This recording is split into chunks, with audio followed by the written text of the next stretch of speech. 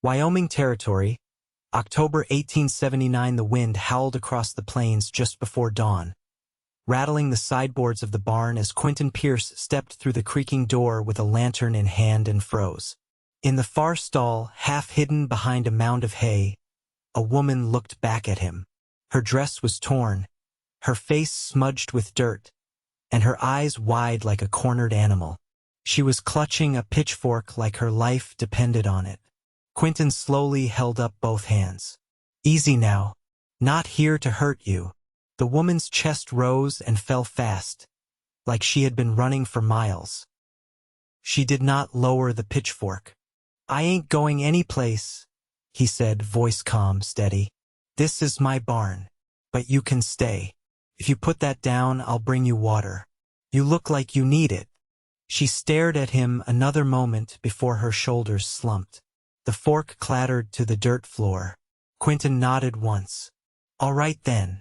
He set the lantern down near the stall gate and turned to leave. "Wait!" Her voice cracked.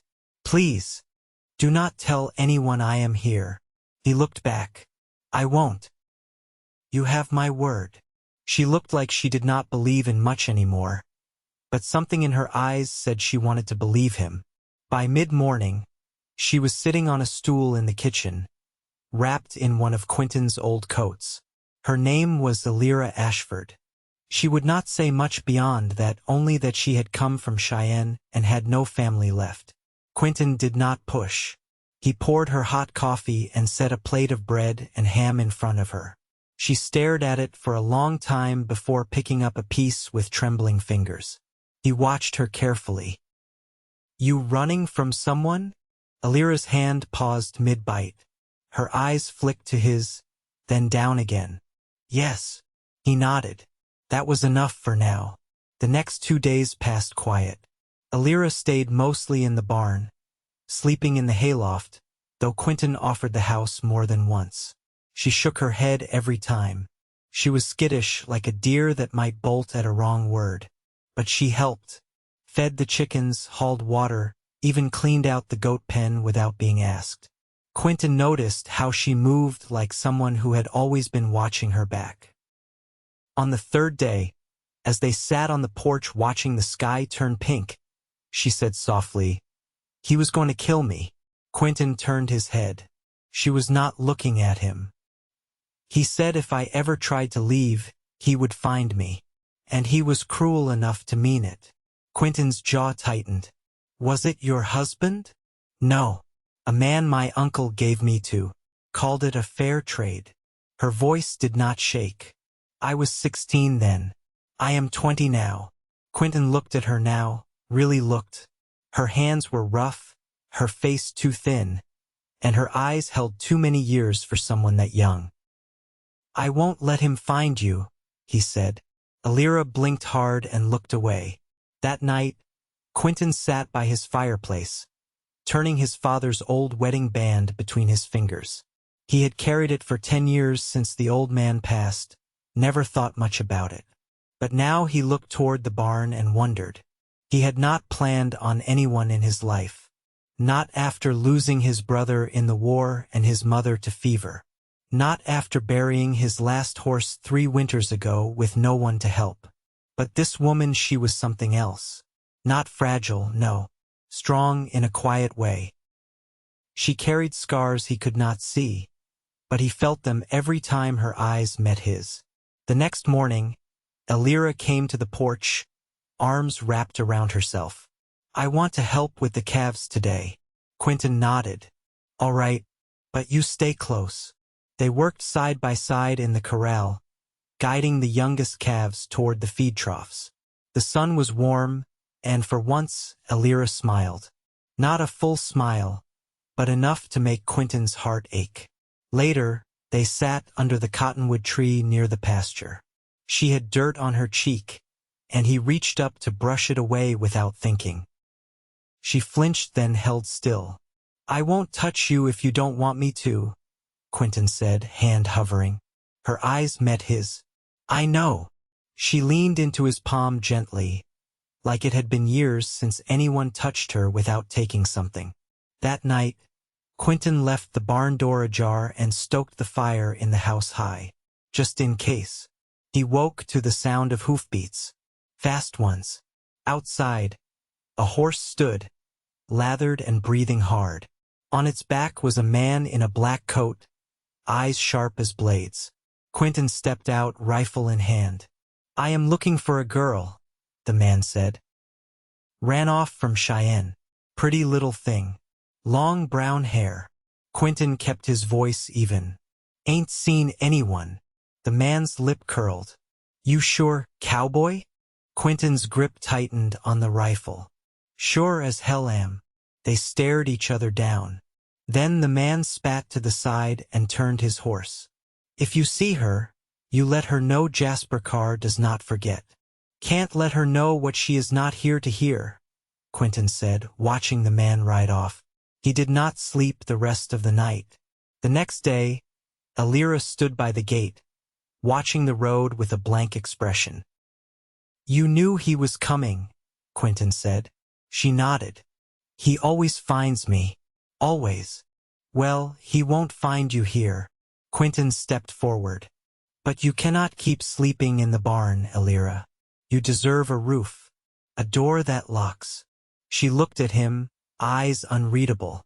"I do not belong in a house like yours." "Yes, you do," he said. "And I want you here." "Why?" He hesitated, then reached into his pocket.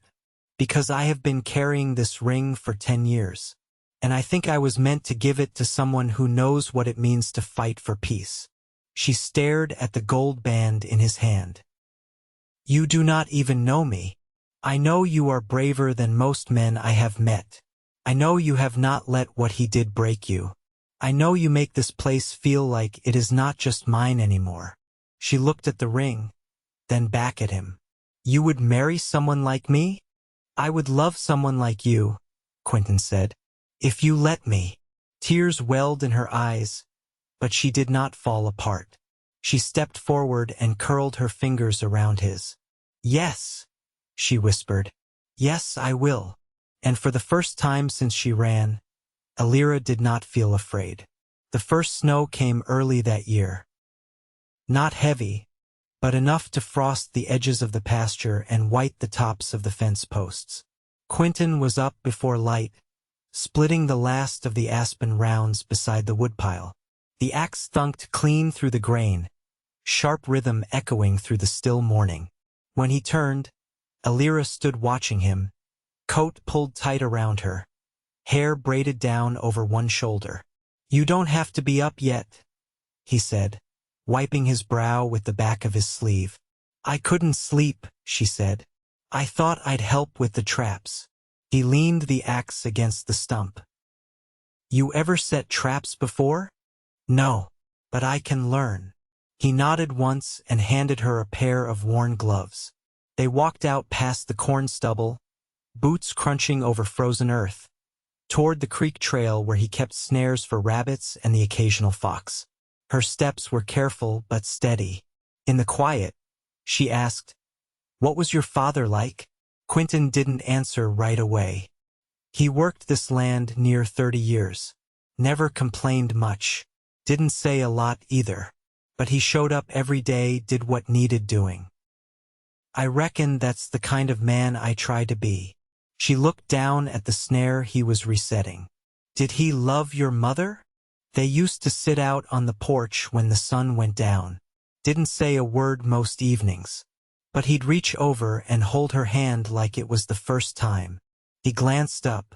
"So yeah, I'd say he did." She crouched beside the next snare with him, fingers brushing the frostbitten grass. "I can't picture that. A man staying gentle that long." Quentin didn't look at her. "Maybe you just ain't seen the right kind of men." They walked back with 2 rabbits. She cleaned one while he did the other, both of them working in silence until the fire under the cookstove burned hot. She moved around the kitchen with a kind of careful grace, like every motion was measured before she made it. "I found thread and muslin in the bottom drawer," she said as she hung the tin kettle. "Do you mind if I mend your shirts?" He looked up from the table. You don't need to do that. I'd like to. He nodded. All right. That afternoon, she sat by the window with his shirt spread across her lap, needle flashing in the sunlight. Quentin carved a new handle for the shovel, glancing over now and then. Her brow was furrowed, but not with worry. Just focus.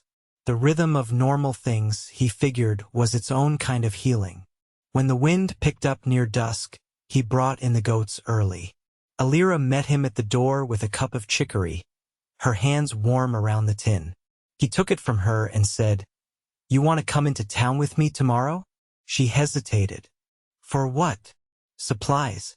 And the preacher." Her eyes searched his. "Preacher. If you still mean what you said." The room went quiet. He waited. She set her cup down carefully. "I do." They rode together the next morning, bundled in their coats, the horse's breath steaming ahead of them. The trail to town cut through stands of cottonwood and open scrub. The snow dusted thin but steady along the way. At the general store, Quentin purchased flour, lamp oil, and a length of green wool Elira had picked out in silence. She didn't speak to anyone, but she didn't flinch either. At the livery, he checked the shoe on the mare and paid the boy who watered her. The preacher met them in the back room of the post office, where the stove was hot and the walls thin. He was a soft-spoken man with a crooked wrist and a coat patched at both elbows, but his eyes were kind. Quentin signed the book with steady hand. Elira took the pen after him and held it as though it might burn. She wrote her name slowly, paused, then added Pierce beside it. They rode home with the sun going down behind them, the sky lit gold and red. Neither spoke much, but Quentin felt the shift between them, subtle as the way her knee pressed into his where they shared the saddle blanket. That night he made stew with salt pork and carrots, and she lit the oil lamp without being asked. When they sat down to eat, she reached across the table and placed her fingers over his. "I don't know how to be someone's wife," she said. "You don't have to know everything today," he replied. "We'll figure it out." She nodded once, then leaned in, slow and sure, and kissed him. Not with fire, but with the aching relief of someone who hadn't known safety could feel like this. And when she pulled back, she didn't look away. The days shortened and the cold sank deeper into the bones of the land. The wind no longer swept but pressed thick and bitter against the windows, and the first Rayal storm came down from the Bighorns before the end of November. Quentin and Elira had stacked the last of the firewood 2 days before it hit, and by the time the snow reached the porch, they were inside, warm and quiet, listening to it gather on the roof. Elira stood at the table sewing a lining into the wool she'd chosen in town. She stitched slowly, her thumb brushing the cloth like it might disappear if she worked too fast. "You ever seen snow this heavy where you were from?" Quentin asked, tipping his chair back slightly. She didn't look up. "Not like this. I remember flurries. Never storms." He nodded. "Storms out here don't ask permission." That night, while the wind keened against the eaves, Elira woke with a start. The room was dark, fire long since burned low. She pulled the quilt tight around her shoulders and sat up, the heavy silence pressing in. Quentin stirred beside her. "What is it?" Sounded like horses. She slipped from the bed, bare feet touching the cold floorboards. He was already pulling on his boots. "Stay here. I won't hide," she said, voice low but certain. They lit a lantern and crossed to the front window. Outside, the snow had drifted thick against the gate, and nothing moved beyond the fence. Quentin stepped out onto the porch, rifle resting against his shoulder. The wind bit through his coat, but no hoofprints marked the snow. After a long minute, he turned back. Just the wind this time. She stood in the doorway, one hand braced against the frame. "It's hard to believe he won't come." "He won't." Quentin closed the door behind them. She nodded, but her jaw stayed tight. Later, As they warmed their hands by the fire, she glanced toward the shelves above the hearth. "What's in that box up there?" "Letters," he said. "From my brother during the war. Some from my mother when I first took over the land." "May I read them?" He hesitated. "They're not easy." "I don't need easy." He pulled the box down and set it in her lap. She opened it gently and lifted the first envelope, fingers tracing the faded ink. They read them together, taking turns aloud. His brother's handwriting wavered between humor and weariness. His mother's words bent toward scripture and weather. When they finished, Elira folded the last letter carefully. "They loved you deeply." "They did," Quentin said. "I didn't always know how to carry that."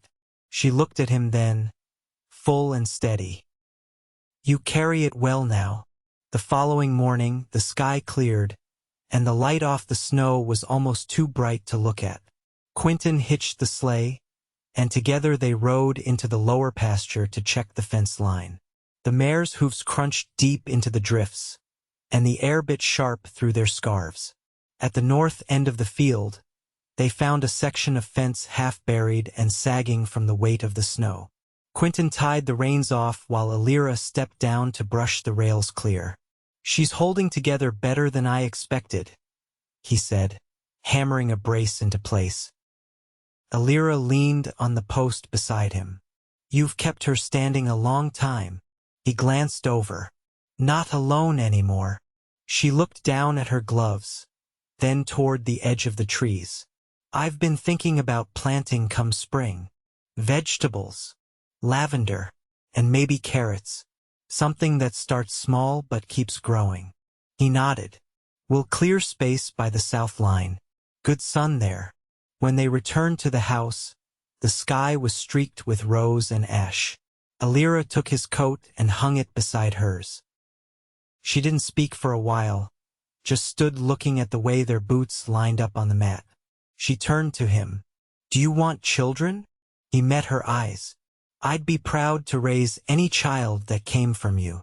Her breath caught, but she didn't turn away. "I don't know what kind of mother I'd be," she said. "You'd be the kind that listens, the kind that pays attention." She stepped forward and laid her hand against his chest. "Then I hope we're given the chance." He covered her hand with his. "We'll make one." That night, they sat by the fire with her head resting on his shoulder and his arm around her waist, the quiet between them full of trust. The wind had settled. The land was still. And in that stillness, Elira leaned close and whispered, "I'm not afraid anymore." Quentin kissed her temple, slow and sure. "You never have to be again." The thaw came slow that year, lingering in patches of ice along the creek bed and rimming the troughs with a brittle crust that cracked beneath the sun. Quentin hitched the plow to the mule by mid-March, the soil still reluctant to break. Elira took to the garden with a spade and a plan scribbled in pencil on a scrap of paper she'd found in the drawer beside the stove. She knelt in the dirt with her skirts pinned up, sleeves rolled, and a line drawn between her brows. Quentin watched her from the fence line, one boot braced on the lower rail, the reins looped in his hand. "You always draw it first?" he asked. "I need to see it before I begin. What happens if it doesn't turn out like you drew?" She pressed the spade into the earth, steady and firm. "Then I draw it again." He nodded once, and she returned to her rows. Inside the house, she'd begun to move things not out of restlessness, but with purpose. The cupboard was shifted to the corner with the better light, Quentin's tools gathered in a box she kept by the back door. She stitched curtains from the wool she hadn't used for her coat and hung them herself, standing on the stool while he held it steady. "You think the place looks different?" she asked one evening as they shelled beans in the kitchen. He ran a thumb along the edge of the bowl. "Feels different. More than looks it." She smiled, faint but certain. "That's the point." The first time he saw her with her hair down, it was just after dawn. She stood by the wash basin, brushing it slow, the the fire catching hints of copper in the strands. She didn't speak, and neither did he. He poured water into the kettle, the scent of yeast rolls still lingering from the night before. Later that week, they rode out east to the edge of the open range to trade with a neighbor who raised dairy. Quentin led the wagon while Elira sat beside him, the sun warm enough to leave her gloves behind. She didn't look away when they passed strangers on the trail, only adjusted her hat and kept her spine straight. At the dairy, she bartered 3 jars of pickled beets for cream and a sack of buckwheat flour, her voice firm but even. Quentin didn't interfere. On the way back, she set the basket between them and said, "I used to think I had nothing to offer." He glanced at her hands, steady in her lap. "And now, I know what I'm worth, even if no one else ever had." He reached over, let his fingers rest lightly against hers. She didn't pull away. Back at the homestead, she hung fresh herbs above the hearth and stitched a cover for the cradle Quentin had stored in the loft and used for years. She didn't speak of children again, but her care spoke louder than words. One morning, while the sky was still pale, she found him at the workbench carving a set of wooden buttons. "You making something?" He passed her a small, rounded disc. "For the baby's coat, if we ever need it." She turned it over in her palm. "You chose cedar? Smells like something clean," he said. She didn't answer, only set her hand on his shoulder and stood there a moment, quiet. The sound of spring peepers came one evening just after supper, echoing from the pond. Elira opened the window and leaned out, breathing deep. "That sound always meant something was over," she said. Quentin glanced up from where he was oiling the harness. "What's over now?" She looked back at him. "Running." He set the cloth down. "You sure?" She crossed the room, knelt beside him and laid her head against his leg. "I'm home." He didn't say anything, just rested his hand in her hair, slow and steady, while the frogs called out like bells across the water. By late April, the garden had taken root. Shoots of green pushed through the dark soil in neat rows, and the lavender Elira had planted near the south fence reached toward the sun like it remembered something better. The creek ran faster now, swollen with meltwater, and the pasture grass came in thick beneath the cottonwoods. Elira stood on the porch one morning, holding a tin pail, her apron damp from the milk she'd carried in. Her hair was braided back, and a smear of flour marked her cheek. Quentin stepped out behind her, wiping his hands on a rag, and watched the horizon with her. "You thinking about something?" he asked. "I want to write to the court in Cheyenne," she said, turning to him. "To have my name made proper on paper.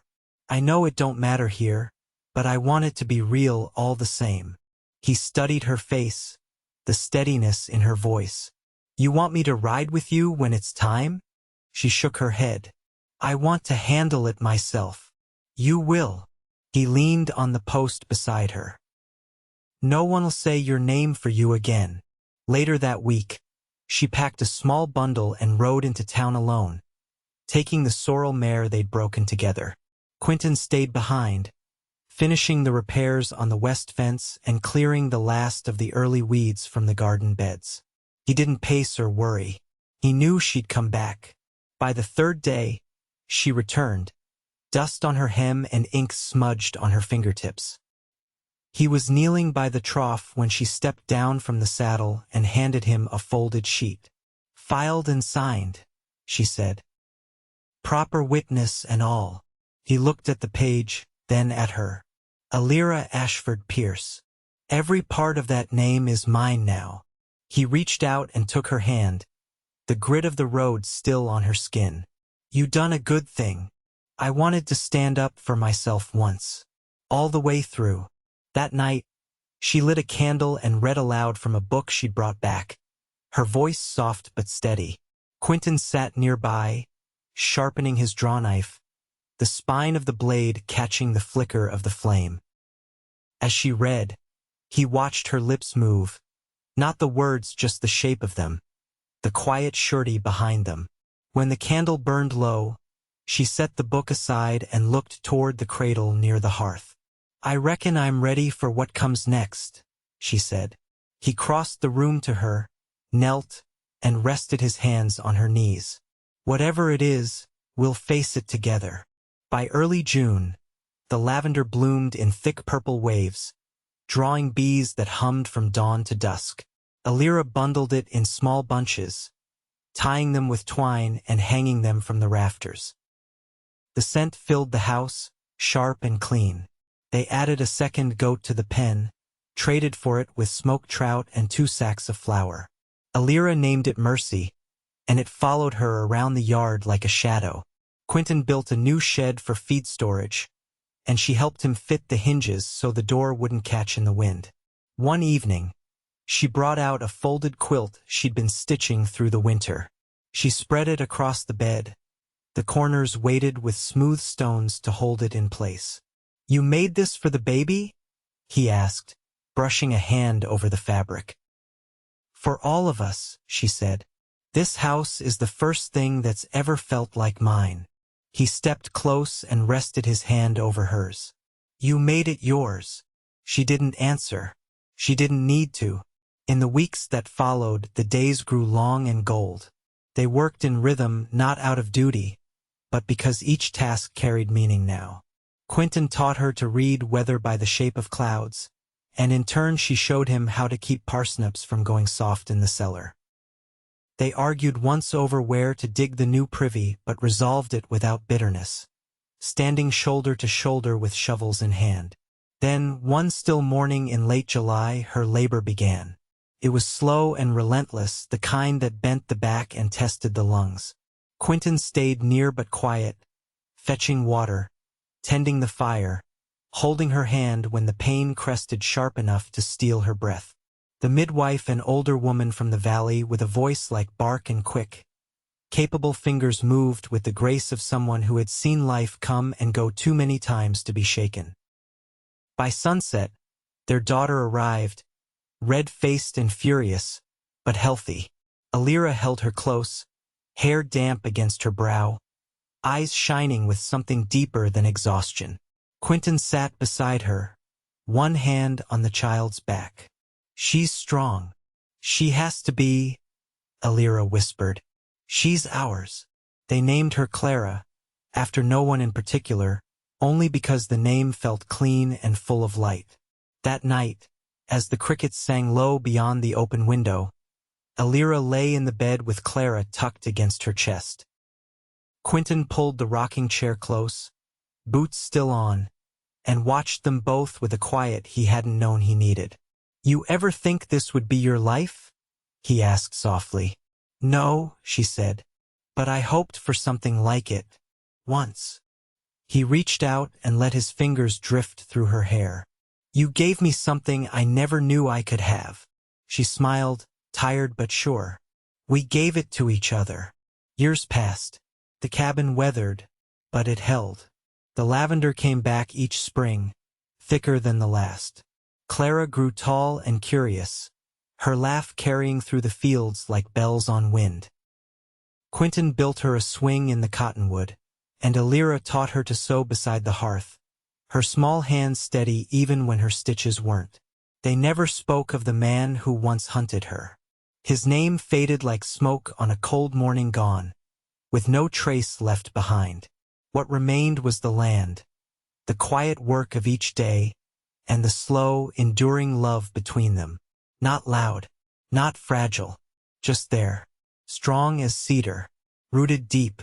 And in that place, beneath that sky, Elira and Quentin grew old together, content, unshaken, whole.